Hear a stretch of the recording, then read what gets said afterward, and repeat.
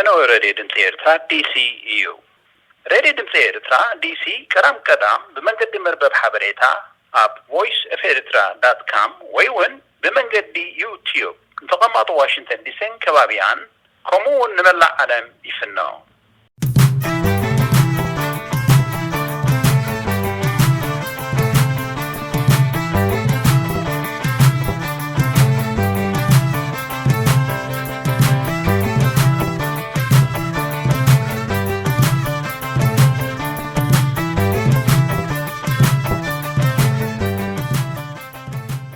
كبرات تخطاتلتي راديو دمت إرترا كمي تقنيو إزي راديو دمت إرترا واشنطن دي سيو ناي لوم قدام ميازيا 11/2026 مدبات راديو دمت إرترا بخمس سعب أدالينا لنا مبجمريا وانا وزينا بكتم أسمرا قتلو تاريخ شارشاي ورار بآرون عنداي مزون استفلاليو مزيقان حبريتان اللونا سقاب فتصامي مدبات كتكتاتلونا عدمينايو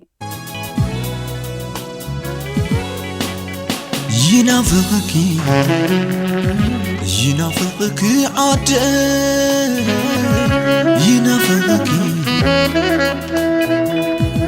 ينافقكي عاد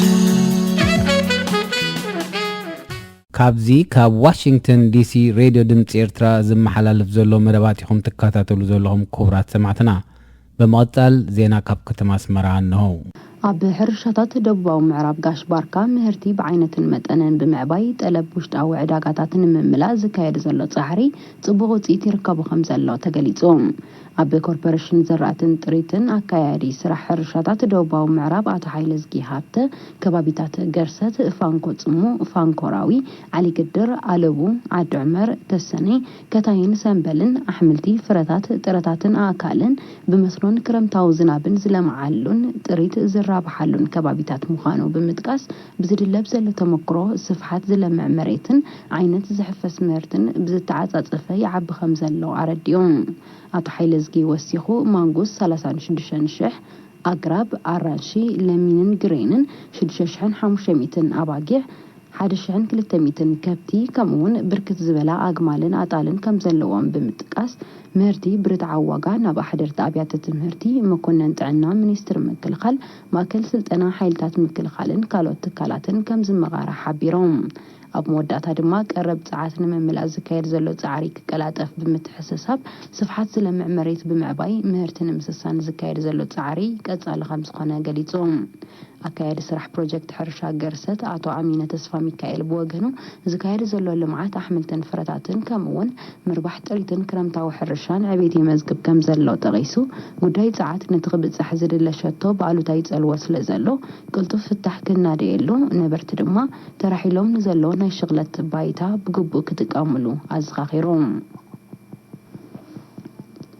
ጨንፈር ጥዕና ዞባ ሰሜናዊ ቀይሕ ባሕሪ ብመልክዕ ለበዳ ዝመሓላለፉ ኣቓልቦ ዝጎደሎም ትሮፒካዊ ሕማማት ንምግታእ ዝሕግዝ ዘተ ብ6 ሚያዝያ ኣብ ጊንዳ ዓወዲቦም ኣብቲ ኣመሓደርቲ ከባቢ ወከልቲ ጥዕና ዓድን ሰብ ሞያ ጥዕናን ዝተሳተፉ ኣኼባ ኣብ ጨንፈር ጥዕና ዞባ ሰሜናዊ ቀይሕ ባሕሪ ሓላፊት ምቁፅጻርን ምክትታልን ተላባዕትን ኣቓልቦ ዝጎደሎምን ሕማማት ነርስ ብልጫ ሃይለ ማርያም ኣብ ተማሃሮ መባእታን ማእከላይን ደረጃ ብዝተኻየደ ምርመራታት ህላወ ቢልሃርዝያ ከም ተረጋገጸ ብምጥቃስ እትርክብ ኣልማሚ ክታበትን ምክያድ ከም ዝሕግዝ ኣረድያ ሓላፊ ኣገልግሎት ጥዕናን ዞባ ጊንዳ ነርስ መኮነን ገብረ መድህን ብወገኑ ኣቓልቦ ዝጎደሎም ሕማማትን ንምግታእ ብዕቱብ ይስራሕ ከም ዘሎ ብምግላጽ ዕላማቱ ዋዕላ ክመጽእ ዝኽእል ሳዕቢናት ማለት እሞት ስንክልናን ረኽስታትን ንምክልኻልን ብኣግኡ ስጉምትን ምውሳድን ከም ዝኾነ ኣረድዮም ኣብቲ ኣጋጣሚ ንጠንቅን ሳዕቢናትን ከምኡውን ምልክታት ቢልሃርዝያ ኣመልኪቱ መብርህ ዝሃበ ፋርማሲስት ሚልኪያስ ኪሮስ ዛጊት ተወሲዱ ዘሎ ስጉምትታት ንድሩት ኣፍልጦ ተጠቀምቲ ዘበርቕ ስለ ዝኾነ ኣብ ቀጻሊ ብዝሰፍሐ ከም ዝስራሓሉ ኣብሪሆም እዚ ከምዚሉ እንከሎ ካብ 20 መጋቢት ክሳብ 5 ሚያዝያ ኣብ ዝተኻየደ ምዕዳል ፀረ ቢልሃርዝያ መድሃኒት ልዕሊ 30 ሙያውያን ከም ዝተዋፈሩ ወኪል ኤሪና ሓቢሮም ጃፓንን ኣውስትራልያን ትማሊ 8 ሚያዝያ ኣብ ተግባረቲ ኣብ 2025 ዝኸተመዎ ጸጥታዊ ስምምዕ ናይ ሚኒስትራት ምክልኻል ርክብ ኣካይደን እቲ ኣብ ፈለማ 2025 ዝተኸተመ ስምምዕ ክልቴን ሃገራት ሓባራዊ ወተሃደራዊ ንጥፈታት ከካይዳን ወተሃደራውን ጸጥታውን ሓበሬታ ክለዋወጣን ዘኽእል እዮም። እቲ ስምምዕ ንክልቴን ጥራይ ዘይኮነ ዞባዊ ኣገዳስነት ከም ዘለዎ ኣብ እዋን ምሕባርን ኣይርስዕን። ጃፓንን ኣውስትራልያን ወተሃደራዊ ዝምድና ንምምዕባል ካብ 2007 ክሰርሓ ምጽንሕን ጸብጻባት የረድኦም።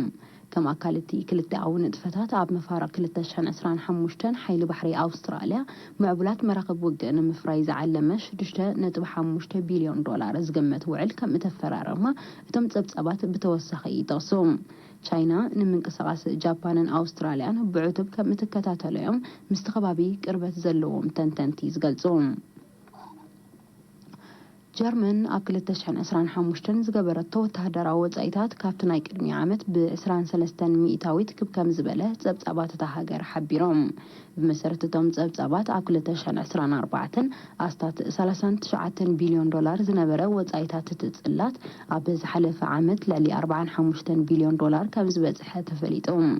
علامات وفري ኣብ ኤውሮጳ ተኸሲቱ ካብ ዘሎ ጸጥታዊ ጸገማት ክመጽእ ዝኽእል ስጋት ንምምካት ምዃኑ ሚኒስትር ምክልኻል ሃገር ገሊጹ ኣብ ዓመት ዝውን ክውስኸሉ ምዃኑ ዝገለጸት ሚኒስትሪ ክሳብ 2029 ኣብ ዘሎ ግዜ ናብ 500 ቢልዮን ዶላር ክበጽሕ ከም ዝኽእል ኣሚቱ ጎንጎንቲ ወተሃደራዊ ወጻኢታት መጠን ሕጽረት ባጀት ጀርመን ልዕሊ 127 ቢልዮን ዶላር ከም ዝበጽሐ ዝጠቕሱ ጸብጻባት እታ ሃዝ ኣብ ዝሓለፈ 5 ዓመታት ኣብ ሃገር እቲ ዝለዓለ ምዃኑ የረድኡ ሃገራት ኤውሮጳ ድሕሪ ምውላዕ ኩናት ዩክሬን ብዝሰዓበ ጸጥታዊ ጸገማት ወተሃደራዊ ዓቕመን ከደንፍዓ ጸኒሐን ኣለዋ ጀርመን ድሕሪ ኣሜሪካ ንዩክሬን ዝለዓለ ወተሃደራዊ ደገፍ ካብ ዝገብራ ዘለዋ ኣባላት ኔቶ ምዃና ይጥቀስ ህዝባዊት ሪፐብሊክ ቻይና ስርዓተ መራኸቢታት ኣብ ምምዕባል ዝነጥፋ 18 ሳተላይታት ብሓደ ሮኬት ከም ዝወንጨፈት ኣፍሊጣ እቲ ተልእኾ ቴክኖሎጂ መራኸቢታት ብቐንዱ ድማ መርበባት ኢንተርነትን ምስፋሕ ዝዓለመ ምዃኑ ተገሊጹሎም ቻይና ክሳብ 2030 መርበባት ኢንተርነት ናብ ዝለዓለ ደረጃ ክብ ንምባል ትሰርሕ ከም ዘላ ብምጥቃስ መልኣኽ ናይዘን ሳተላይታት ኣካል ናቱ ምዃኑ ሓቢራ ቻይና ኣብ 2022 ስርሑ ዝጀመረ ካብ ምድሪ ልዕሊ 400 ኪሎ ሜትር ርሒቑ ዝተደኮነ ናይ ገዛእ ርእሳ መደበር ጠፈር ከም ዘለዋ ዝፍለጥ እዮም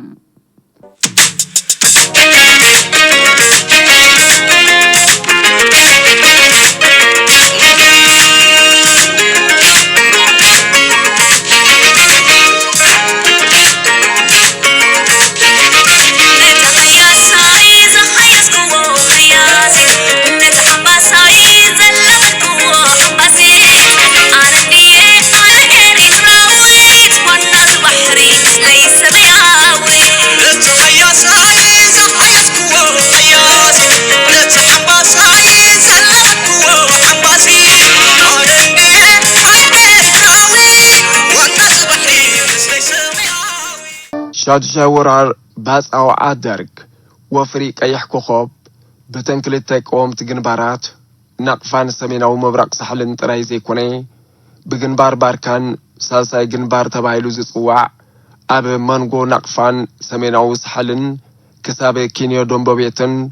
ناب مري سودان زعتو كالقنا وج كنفتاتن بمتكع بجفح كلبيت كبابا نملو هزباو جنبار بمخردان نمدمساس نقل وراريم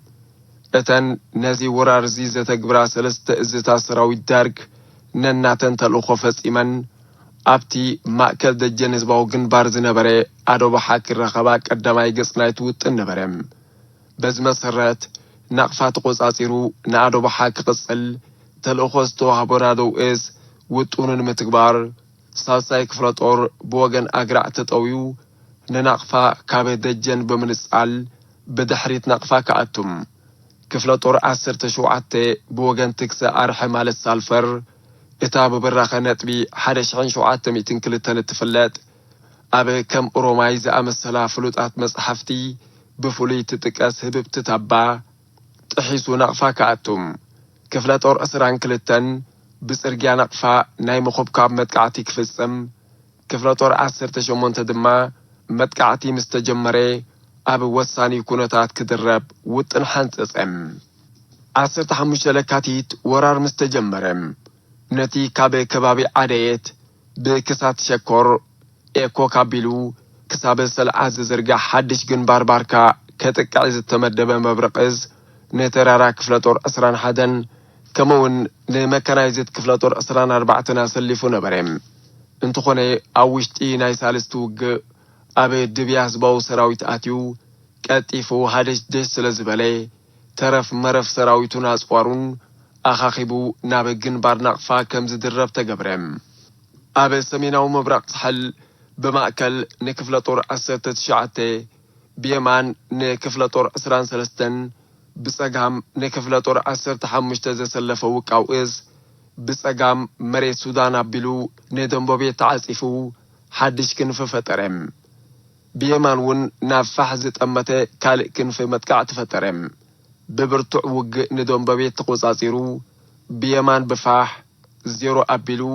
ክሳብቲ ቀንዲ ሸትኡ ዝነበረ መሻዓሊብ ማለት ብራኸ 1603 ስለ ዝበጽሐ ኸዓ ንግዚኡ ከቢድ ጸቕጢ ክፈጥር ኪሉ ነበረ እንትኾነ ህዝባዊ ሰራዊት ነቲ ብሸነኽ መሻዓሊብ ዝተንቀሳቐሰ ሓይሊ ጸላኢ መኪቱ ዘፍ ምሰበሎ ብኡንብኡ ብሸነኽ ደንቦቤት ጸረ መጥቃዕቲ ብምውሳድ ካብ ደንቦቤት ኣውረዶም ቀጺሉ ድማ ብሸነኽ መሻዓሊብ 0 ጸረ መጥቃዕቲ ብምውሳድ ንውጥን ሰራዊት ደርግ ዝርግርግ ስለ ዘእትወሉ ጸላኢ መደቡ በርዓነ ኣብ 5 ወራር ዝተፈጥረ ሳልሳይ ግንባር ኣብ 6 ወራር እቲ ዝበርትዐ ብዙሕ መስዋዕቲ ዝተኸፍሎ መሪር ውግእ ዝተኻየደ እዩ እቲ ዝያዳ ተኣፋፊ ሳልሳይ ክፍለ ጦር ብወገን ደብረ ጥሉል ናብ ኣግራዕ ወሪዱ መስመር ናቕፋ ደጀን ክበትኽ ዝገብሮ ምንቅስቓስ እዩ ብምብረቃዊ ኣጻድፍ ናብ ናቕፋ ክወፅእ ዝተንቀሳቐሰ ክፍለ ጦር 17 ውን ንብራኸ 1702 دحر تاباو فياز التسمية تابا بمقصصار أبي مجمرتان أي تكوينات كبي سقط فتيرون برم بزد ما أب حدايز نبرة دفعات زباو سراويت نافتين أي كدم جنبار يمانس أقام أمبادندن كسحب تقدرم عسرت جدو شلكاتي كاتري بطولانيتا 7 كمون كلتك ساب سلسته زخونا قانتاتات أقار كبيت برات 7 مثل تانكنيا أهارو تواهيدن أبي كبابي أقرع أنصارتي بأنبسام زفلت سالساي كفلت أورغت أمام إزي كفلت أورزي حدا كفالو ندى جنجس وكجسجس حدا كفالو خا ناس أرجع حمد دي بلاي تعزيفو نجن بار نقفا بدحريت كخردن زتبقسن برم أبزقن بار زيز أتوا أهارو تازباو سراويت حدا ترنافة زي نبرن زتفلالي أهارو تاتين حيزن أوز نبرارو ديركب نحار حدو كراخب زخلنا نبرن كند زخوني اتوق أبي مجمرتا سقم ناي موهات نبروم اتو كونتات أسقائي سلز نبري أبي كفرتات دجنز صنحو تقادرتي تقويون بممسا مثل بطولونيتا 7 كمزيس انبارو تقبرم 10 شوعات لكاتيت إذن أهدوتات مس كلو سقماتن سرمت قاعد فنين نسالساي كفلطور كابي كبابيس إرجاز أريغان أبي برختي قوبتات مأدنان تكسن مالت عنكر تقلم كم زدرت قبرهم متقعتتا سالساي كفلطور جن فصم عرفتي نبرون دارك جزيف عقم سلزختتي أبي منغو جنبار نعفان جنبار سمينا ومبرق سحلن بزخفتو متقعتي كلتي جنبارات كم زلاقب قبرهم هزباو سراويت كا دفعات نقفا بيمان كسابرو رحباب بريج بس أقام دما بقبقب أندب مندعات إبر براخي حدشان حدن دبعات جيرو بقار اي سبركات تبلو مس زيرو كم زرخب قبروم بس دما سميناو مبرق سحل النقفان كابت دنبو بيتات حسكا كسابرو رحباب بريج تأساسيرو كبيد من ربراب كسقلم أبي جنبار نقفا زنبرة أتحا حزا أهدوتات زباو سراويت كلتا بطولاني نايب رجيت 58 كابس إرجيا نقفا سقام كساب أندب برجيت 51 مأكل برجيت 7 يمانس سقام فرنيلو نبرم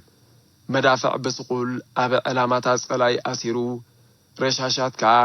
ጽምዲ ዕላማት ዋሂብዎ ኣጋርን ነፈርትን ከም ዝቆም ተገብረም 4 ታንክታት ከዓ ካብ ማዕርፎ ነፈርቲ ነቕፋ ክሳብ ፈርኔሎ ኣብ ዝነበረ ቦታታት ፋሒለን ምስ ኣጋር ብርጌታት ተዋሂደን ተሰለፋም ኣብዘን ቀዳሞት መዓልታት ናይቲ ወራር ጸላኢ እተን ቀንዲ ንናቕፋ ክድይበለን ዝፍትን ዝነበረ ቦታታት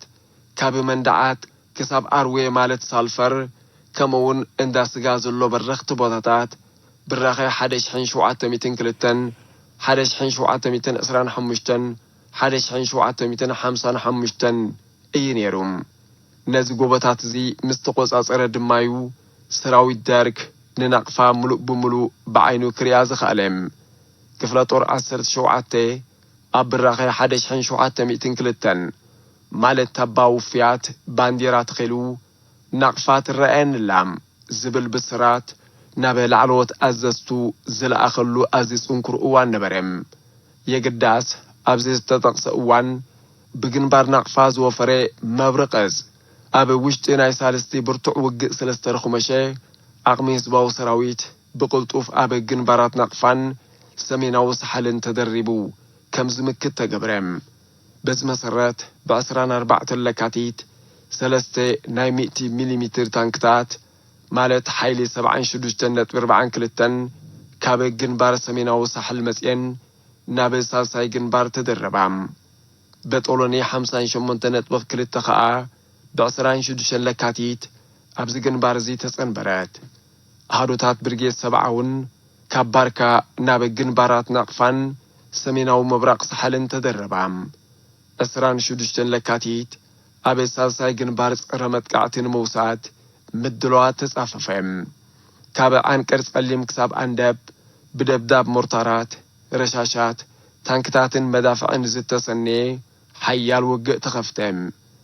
ድሕሪ ከቢድ ውግእ ኣብ አንቀር ጸሊም ዝነበረ ሰራዊት ደርግ ንጎልጎልና ሮጸዲፉ ከዓ ስጋእ ሳልሳይ ግንባርን መትሓዝ ናቕፋን ሓንሳብን ናሕዋሩን ተወገደም ኣብዚ ከቢድ ውግእ ናይ ጸገማይ ግንባር ናቕፋ ኣብ ከባቢ ኣርወት ትርከብ ብራኸ 1702 ሓያል ክርክር ዝተኻየደላ ተጋደልቲ ናቕፋ ካብ እትትሓዝ ብምልኦም ክስውኡ ድልዋት ምንባሮም ብግብሪ ዘርኣዩላ ብልዑል ተወፋይነት መስተንክራዊ ጅግንነት ዝፈጸሙላ ቦታ እያም በዚ ድማ ድሕሪ ዝውግእ እዚ ታባው ፍያት ተባሂላ ተሰምየት ብድሕሪ እዚ እተን ህዝባዊ ሰራዊት ሙሉእ ብምሉእ ምድምሳስ ዝብል ውጥን ስርዓት ደርግ ከምዚ ይከኣል ብሩህና ኾነ ስለ ዝኸደ መምለስ እግሪ ክኸውን ተባሂሉ ብውሕዱ ናቕፋ ምቁፅጻር ዝብል ናይ ዓቕሊ ጽበት ውጥን ተሓንጸጸም ነዚ ንምትግባር ድማ ኣብ ርእስቶም ኣብ ግንባር ናቕፋ ዝነበሩ ክፍለ ጦራት 3 17 22 ከምውን ካብ ግንባር ናቕፋ ዝተደረቡ ክፍለ ጦራት 21 24 ተራራ ክፍለ ጦር 18 ካልኣይ ክፍለ ጦር ካብ ከባቢ ከረንን ሓልሓልን መጺኡ ናብ ግንባር ናቕፋ ተደረበም ተወሰኽቲ ናይ መድፍዕ ታንክ ጸረ ኣየር በጦሎንታት ውን ከም ዝደረቡ ብምግባር ብላዕሊ 7 ክፍለ ጦራት ናቕፋ ንምቁፅጻር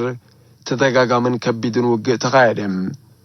ካብ ጸገማይ ግንባር ከባቢ መንዳዓት ክሳብ የማን ጎቦ ደንደን ኣርድፋርኔሎ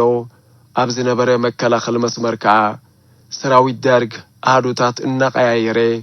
ን82 መዓልትን ለይትን ብርቱዕ ምርብራብ ኣካየደም ኣብ መንጎዚ ውግኣት እዚ ደርግ ንሰራዊቱ ሞራል ክህብን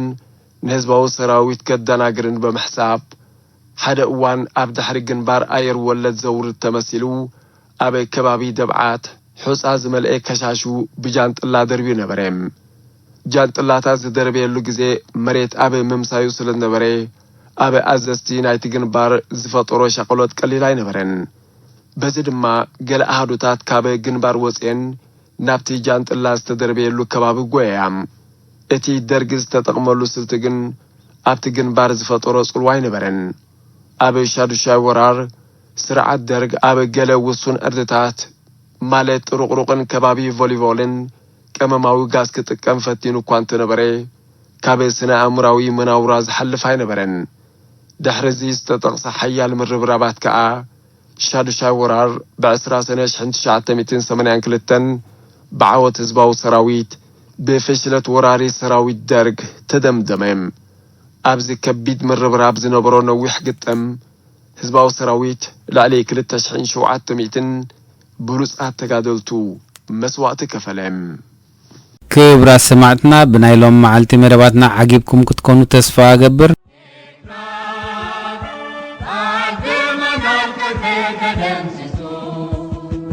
نسوة بحر نتدى